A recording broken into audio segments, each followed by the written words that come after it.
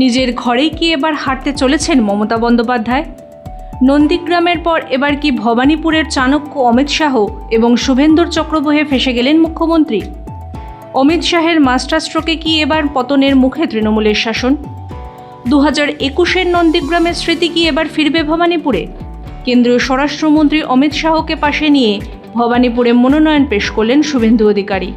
যে জনজোয়ার দেখা গেল তাতে রাজনৈতিক মহলে প্রশ্ন উঠছে, মমতা ব্যানার্জির পরাজয় তবে কি শুধু সময়ের অপেক্ষা?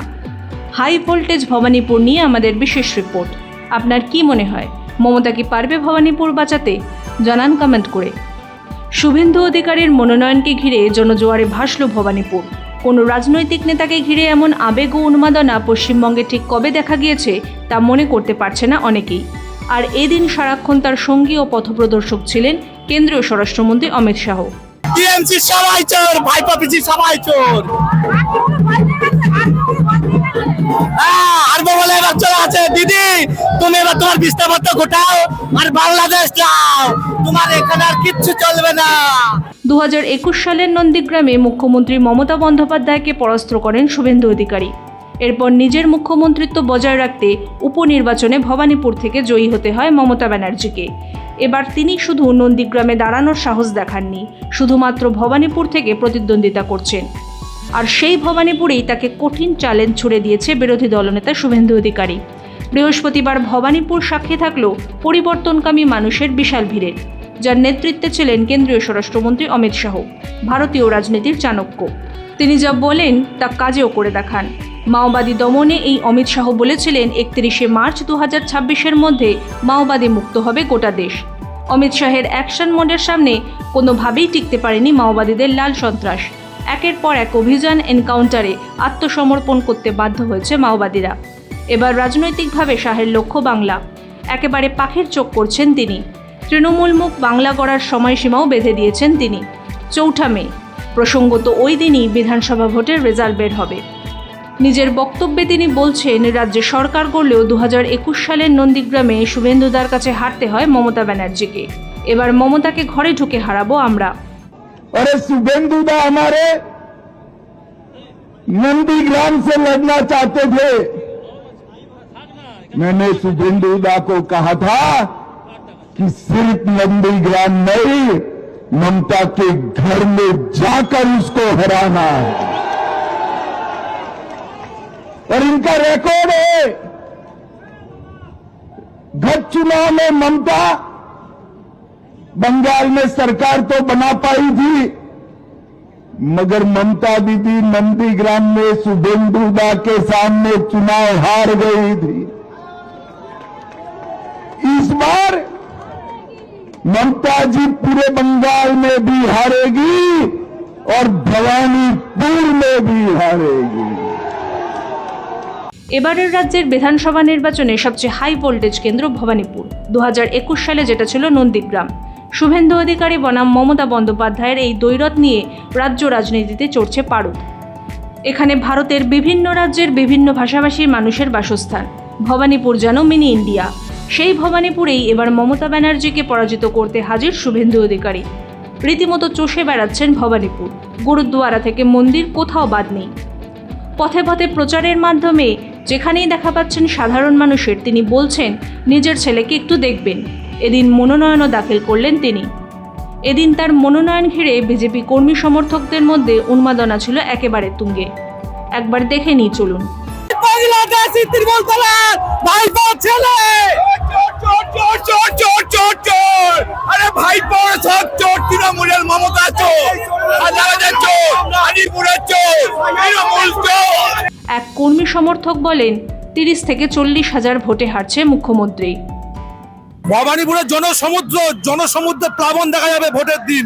মানুষ যেমন ভোটও দেবে এবং 30 থেকে 40 হাজার ভোটে মমতা ব্যানার্জি গোয়ারা হারবে এবং সারা পশ্চিমবঙ্গের তৃণমূল পদার্থে মিশে যাবে। সারা পশ্চিমবঙ্গের লোকের প্রতি যে অত্যাচার করেছে, কালকে জুডিশিয়াল জাজ যারা ভারতবর্ষের, এটা মহামৈত্র নয় যে মহামৈত্র বলছে যে গুজরাটিটা আলাদা, বাঙালিরা আলাদা। দেশের স্বাধীনতা সবাই যোগাযোগ করেছিল, কারণ জুডিশিয়াল জাজদের প্রতি অ্যাটাক করেছে মমতার জিয়াদিরা। মমতা ব্যানার্জি গোয়ারা হাঁটছে। এই কালীঘাট থেকে মমতা ব্যানার্জি পতন হবে মা দক্ষিণা কালীর কাছ থেকে মমতা ব্যানার্জির পতন হবে এবং বাংলার মেয়েরা নিজের আনন্দে সারা দিন নিজের মন করে ঘুরতে পারবে। কোনো নারী বিদ্বেষ নয়, এটা হচ্ছে দেশের, আমাদের দেশের লড়াই, বেঁচে রাখার দরকার বাঙালিদের। আজ মমতা ব্যানার্জি না হলে বাঙালিদের তো শেষ হয়ে যাবে।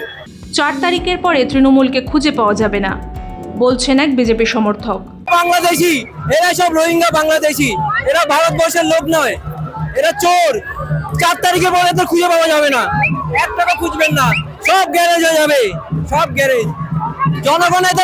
জনগণ বহিষ্কার করেছে, এরা এখানে ক্ষমতা দেখাচ্ছে, আর কিছু নাই, সব চোর। 1, 2, 3, 4 তৃণমূলের সবাই চোর। রাজ্যের মুখ্যমন্ত্রী ভয় পেয়েছেন, দাবি বিজেপি সমর্থকদের।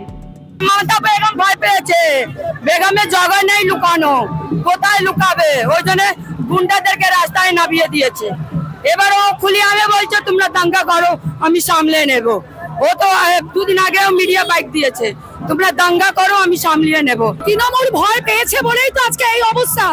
আজকে আমাদের যিনি মুখ্যমন্ত্রী, তিনি সবাইকে এসআইআর এর যারা বিএলওরা আছেন তাদেরকে উস্কে দিচ্ছেন এবং তারা মার খাচ্ছে একমাত্র মুখ্যমন্ত্রীর জন্য।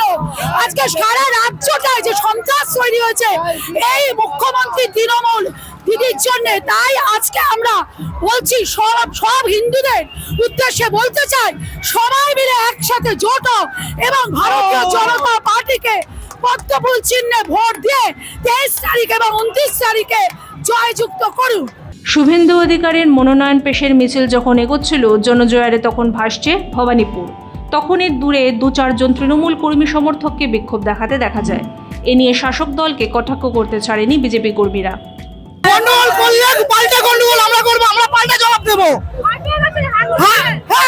ভয় পেয়ে গেছে বলে আজকে ওই নামছে না, তাই দূর থেকে চোর চোর করে জুতো জুতো দেখাচ্ছে।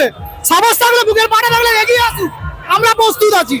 4টে লোক নিয়ে এসছে, 4টে লোক আছে ওখানে, 4টে লোক ভয় পেয়ে গেছে। লোক হয় না ওদের কোনো মিটিং এ, অভিষেকদার মিটিং এ কোনো লোক হয় না, ঠিক আছে? এটা পরিষ্কার, ওরা বুঝতে পেরে গেছে ওরা আর থাকবে না। ওই জন্য ওরা কি করবে, মার দাঙ্গা ভয় দেখিয়ে জেতার চেষ্টা করছে। এর আগেও দেখেছি আমরা, এগুলো নতুন নয়, এগুলো সব মদ খেয়ে আছে। দেখুন ওদেরকে সব পুলিশ অফিসারদের চেক করতে বলুন, সব মদ খেয়ে আছে। আপনার কি মনে হয়, নন্দীগ্রামের মতো ভবানীপুরেও শুভেন্দু অধিকারীর কাছে হারতে হবে তৃণমূল সুপ্রিমোকে? অমিত শাহের এই অ্যাকশন মোড কি বাংলায় বিজেপিকে ক্ষমতায় আনবে? আপনাদের মতামত নিচের কমেন্ট বক্সে অবশ্যই জানান। এই ভিডিওটি ভালো লাগলে লাইক করুন এবং শেয়ার করে পৌঁছে দিন সবার কাছে।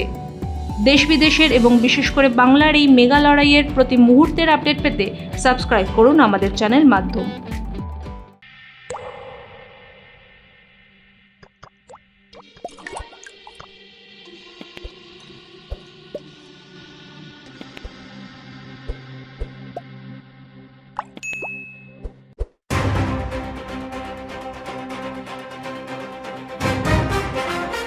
मोदी जी का विजन और उसे धरातल पर उतारने का संकल्प, डॉक्टर मोहन यादव का मिशन, प्रगति की नींव सड़क।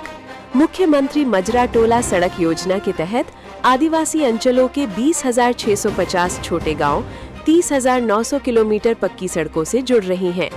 21,630 करोड़ रुपए का ऐतिहासिक निवेश, ताकि विकास आखिरी पायदान तक पहुंचे। राष्ट्रीय राजमार्ग प्राधिकरण और मध्य प्रदेश सड़क विकास निगम के बीच 1 लाख करोड़ रुपए का MOU, लगभग 4,000 किलोमीटर नई सड़कों का निर्माण मध्य प्रदेश भारत की ग्रोथ लाइन पर। प्रधानमंत्री ई-बस सेवा योजना के अंतर्गत 550 से अधिक शहरी ई-बसें, स्वच्छ परिवहन, स्मार्ट मध्य प्रदेश। प्रधानमंत्री नरेंद्र मोदी के नेतृत्व में सतना, दतिया और रीवा एयरपोर्ट का शुभारंभ। अब मध्य प्रदेश हवा में भी तेज। इंदौर मेट्रो शुरू, भोपाल मेट्रो जल्द। 100% रेल विद्युतीकरण, 14,745 करोड़ रुपए का रेल इंफ्रास्ट्रक्चर बजट, प्रगति की नई पटरी।